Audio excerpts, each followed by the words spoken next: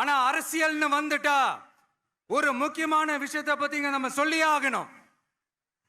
1977 புரட்சி தலைவர் எம்ஜிஆர் அவர்கள் தமிழ்நாட்டில் ஆட்சி அமைச்சாங்க.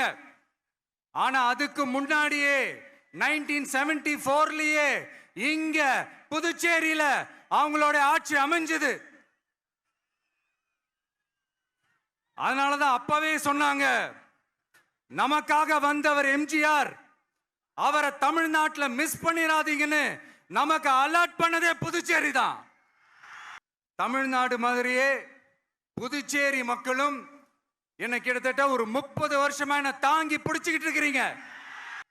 அதனால இந்த விஜய் தமிழ்நாட்டுக்கு மட்டும் தான் குரல் கொடுப்பான்னு நினைக்காதீங்க. அப்படி பண்ணாத தவறு புதுச்சேரி மக்களுக்கும் சேர்த்து தான் குரல் கொடுப்பான். அது என்னுடைய கடமையும் கூட.